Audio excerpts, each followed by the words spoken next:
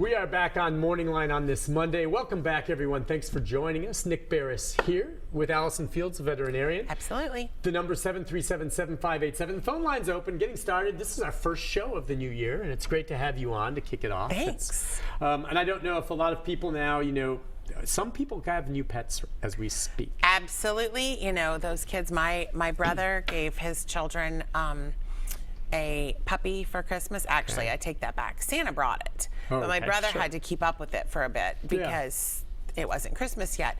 And Santa had brought a note that said, "Dear Parker and Emerson, I know this is a little early, but the puppy was just so wiggly in my sleigh. I was so scared he was going to fall out."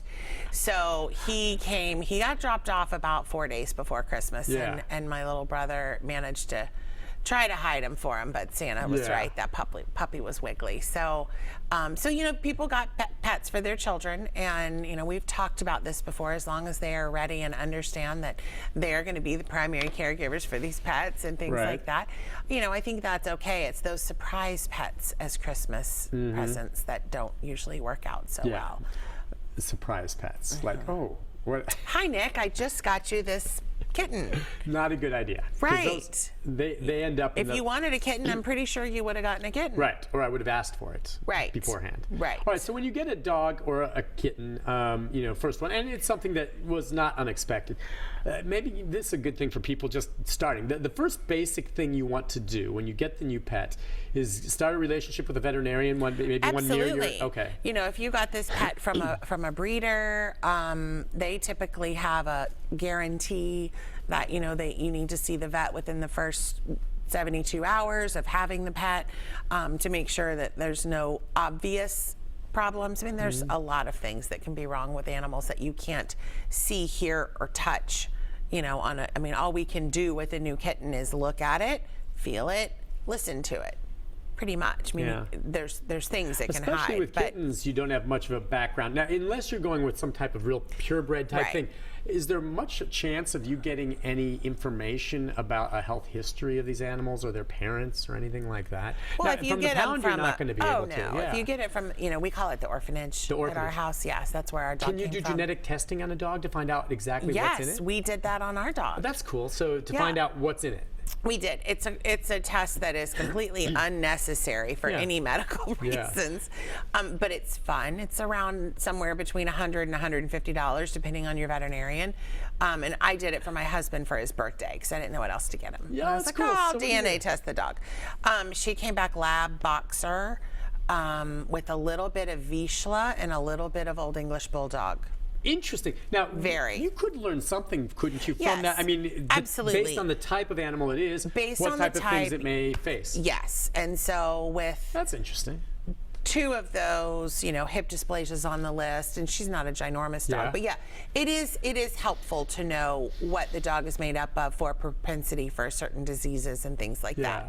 But it's a lot of fun. Had you been guessing what she was? And we had a pool at work. I bet knowing you probably were right on the money. Were you off? I guessed lab boxer, but I never would have guessed. English bulldog? Never would have guessed that. That's crazy. Yeah, I'll pull a picture up. We'll see if we can show it after. Okay, is there any trait from an English bulldog you see in your dog? Yeah, maybe a little. That's it, right there. Everything else is something else. Although that could be boxer, but whenever you actually look at her teeth, her bottom teeth are probably about 3/4 of an inch in front of her top teeth.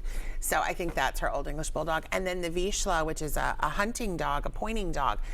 She points every once in a while. Not a lot, but every once in a while she'll point, which is the Vizsla taken off in her. But her coat looks very labbish with a couple little boxer telltale signs, and her head's very wide like a boxer.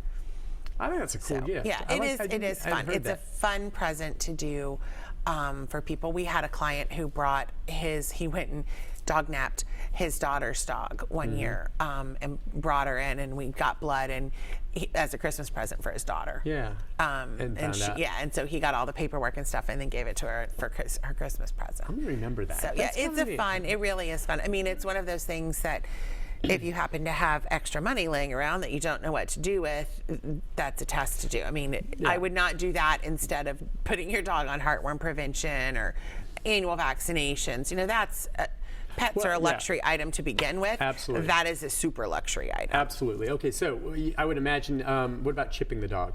Would that come first? Oh, I would think so, yeah. Okay, and would you think, not everyone does chip their dogs. I think 2 of our dogs are chipped, but not all of them. Is it something that you recommend standard with a new puppy? I do. Can I explain what chipping is, just in case? So it's a little microchip that we put under the skin. It is not a GPS tracker. You cannot pull out your phone and track your dog. They're like anywhere from $15. Usually the Humane Society or Metro Animal Control will have a microchip fair, for lack of a better word. Okay. Maybe once or twice a year, and they're very inexpensive, $10 or $15. Most vets, they're going to be somewhere between $30 and $50. And so they get this chip, and if they got lost and they lost their collar or their tag or whatever else identification they may have on, if somebody takes them to a veterinary clinic, animal control, or Humane Society, we all have scanners. Okay. And so we scan these dogs. We found a dog the other day. A client came in with a dog that she found in the middle of Briley Parkway, and we scanned it, and it had a chip.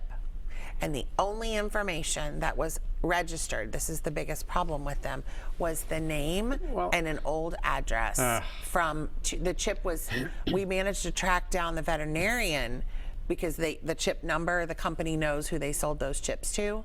So we tracked down the veterinarian, which was in Kentucky, and the chip was implanted in 2007.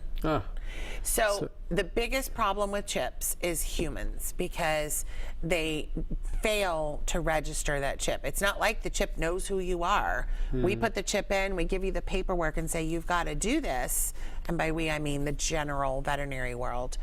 We actually register chips for our clients. No chip leaves our clinic without being registered. Okay. So we give you the paperwork, you fill it out, we register it, because we want, if you're gonna spend the money on a chip, it's totally wasted if you don't register it. And again, if there's a dog that has a chip that you've adopted or something like that, get it scanned and update. Absolutely. And it's easy enough to do. You guys can scan it and you say, okay, we got it up here. What's the new address? What's the new contact? Now, sometimes some companies, depending on the chip, there are multiple chip companies.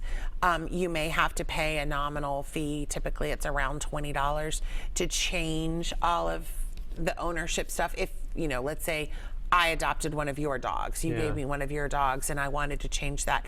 I may have to pay a fee to change it from your name to my name. But then once you're done, you're kind of done. There used to be a chip company that charged an annual fee.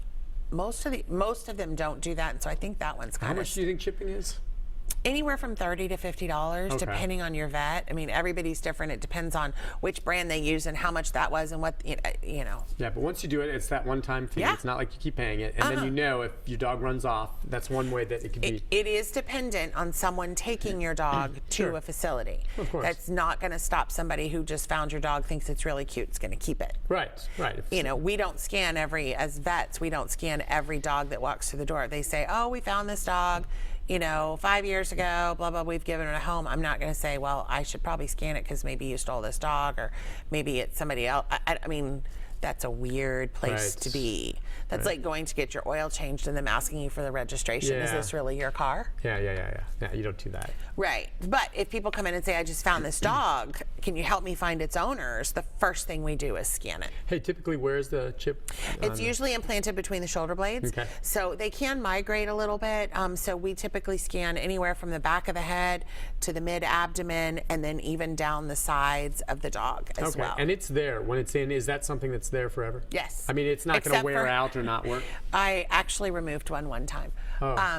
They brought it it was a boxer, and she had this little growth on her back, and we didn't know what it was, and I surgically removed it, and it was her microchip.